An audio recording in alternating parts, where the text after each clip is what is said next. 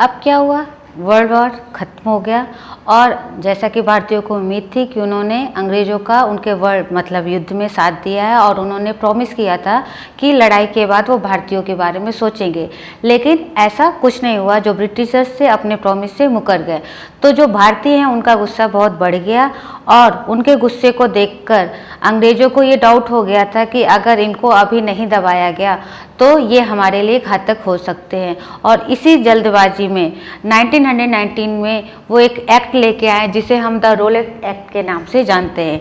इस एक्ट की खासियत है जो क्या नाम है आपके क्वेश्चंस में आता है, तो आपके पास 3 पॉइंट्स है। पहला तो ये है कि जो रोलेट एक्ट है वो जल्दबाजी में लागू किया गया था। इसके अलावा इसमें ये कहा गया था जो भी पॉलिटिकल प्रिजनर्स हैं, पॉलिटिकल प्रिजनर्स कौन हो गए या एक्टिविटीज़ जो कोई भी मूवमेंट करेंगे राजनीति से रिलेटेड, कोई भी आंदोलन में अगर वो पकड़े जाते हैं तो बिना किसी सुनवाई के, बिना किसी कार्यवाही के सरकार उन्हें 2 सालों तक जेल में रख सकती है। तो आपके पास ये पॉइंट्स हैं कि this act had been hurriedly pass through the imperial legislature. Second, इसके अलावा it gave the government enormous power. इसके अलावा ये पॉलिटिकल प्रिजनर्स को 2 सालों के लिए बिना किसी सुनवाई के जेल में रख सकती है। अब ये सारे आंदोलन की वजह से रोलेट एक्ट की वजह से जो जनता है वो बहुत अपसेट थी, तो गांधी जी ने जनता से आह्वान किया कि वो विदेशी सामानों का बहिष्कार करे और अपने स्तर पे जो काम कर सकते हैं, मतलब जो उनको आज़ादी दिलाने के लिए ज़रूरी है, लेकिन वो क्या करेंगे, वो किसी भी ऐसे गलत या अनुचित तरीके का इस्तेमाल नहीं करेंगे जिससे कि उनको इस एक्ट के तहत बंदी बनाया जा सके। लेकिन अब ये सारी चीज़ें चली रही थी कि एक बहुत बड़ा हादसा हो गया जिसे हम जलियांवाला बाग कांड के नाम से जानते हैं। तो अब हम देखेंगे कि जलियांवाला बाग जो कांड हुआ था वो क्या है।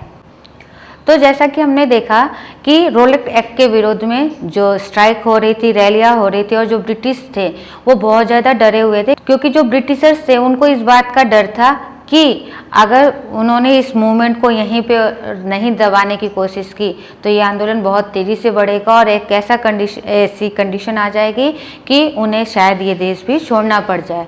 तो अब क्या हुआ, उसी दौरान जलियांवाला बाग इंसिडेंस हो जाता है। जलियांवाला बाग में जो प्रोटेस्टर थे वो अपने गवर्नमेंट के खिलाफ धरना प्रदर्शन करने गए थे, अपना बातचीत करने गए थे और कुछ जो बाहर के लोग थे वो वहाँ पर आए थे एनुअल बैसाखी फेस्टिवल को देखने के लिए। लेकिन उसी समय और उनको इस बात का अंदाज़ा नहीं था कि यहाँ पे मार्शल लॉ लागू किया गया है। अब मार्शल लॉ क्या होता है, जब किसी भी शहर में, किसी गांव में, किसी कंट्री में जो कंडीशंस होती है उसकी इंटीरियर मतलब उसके आंतरिक जो शांति भंग होने का आशंका रहती है और पुलिस उस कंडीशन को, उस सिचुएशन को हैंडल नहीं कर पाती, तो वहाँ की जो गवर्निंग बॉडी है वो मिलिट्री को सौंप दी जाती है और मिलिट्री उस समय उस जगह को गवर्न करती है। तो लोगों को इस बात की जानकारी नहीं थी, तो वो नॉर्मली अपना बैसाखी मेले में आए हुए थे। तो जो जनरल डायर उस समय जिनको अथॉरिटी मिली हुई थी वो आते हैं जलियांवाला बाग में, जिसका जो एंट्री पॉइंट था वही एग्जिट पॉइंट भी था। तो उसने क्या किया, पहले तो एंट्री गेट को बंद कर दिया और अपने सैनिकों से ओपन फायर करने के लिए बोल दिया और इसी का नतीजा हुआ कि हजारों बेगुनाह लोग मौत के गाल में समा गए। अब जैसे ही ये खबर लोगों तक पहुंची, लोगों का गुस्सा बहुत ज़्यादा बढ़ गया।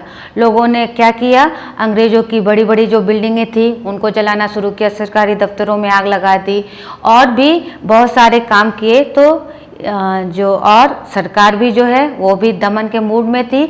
उन्होंने भारतीयों के साथ भी बहुत ही बर्बरतापूर्वक आचरण किया। उनको पकड़ के टॉर्चर किया जाता था, मारा पीटा जाता था। गलियों में, सड़कों पर क्रॉलिंग करने के लिए यानी रेंग कर चलने के लिए बोला जाता था, नाक को ज़मीन पे रब करने के लिए बोला जाता था।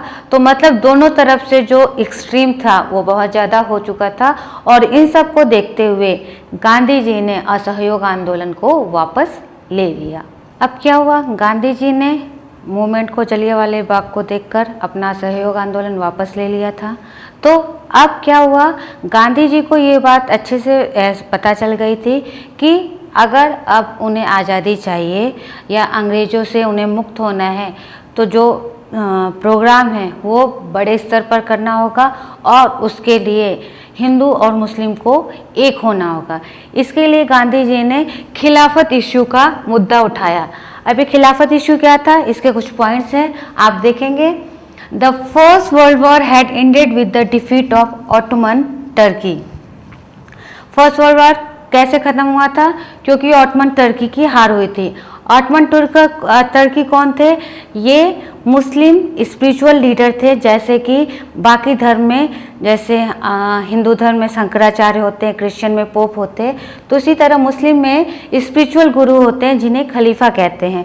तो यह अफवाह थी कि इस संधि के बदले उनके ऊपर कई सारे क्या लगाए गए हैं, उनके ऊपर कई सारे हॉर्स पीस ट्रीटी लगाए गए हैं।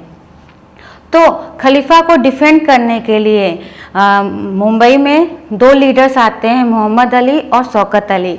ये गांधी जी से सपोर्ट मांगते हैं खिलाफत इश्यू में, और इस इश्यू को देखकर जब महात्मा गांधी को लगता है कि यही एक सही मौका है जहाँ पे वो हिंदू और मुस्लिम को एक छत के नीचे ला सकते हैं, और इस बात को कन्विंस करने के लिए जब कांग्रेस का कलकत्ता सेशन होता है 1920 में, ये क्वेश्चन में आता है 1 नंबर के मार्क्स में या मैप में भी, तो इन कलकत्ता सेशन इन 1920 उन्होंने दूसरे लीडर्स और बाकी सहयोगियों से ये क्या कहते हैं आह्वान किया कि वो एक साथ मिलके किसमें सहयोग करें, नॉन कोऑपरेशन मूवमेंट में, जिससे कि स्वराज की भी प्राप्ति हो और खिलाफत इश्यू का भी मसला हल हो सके।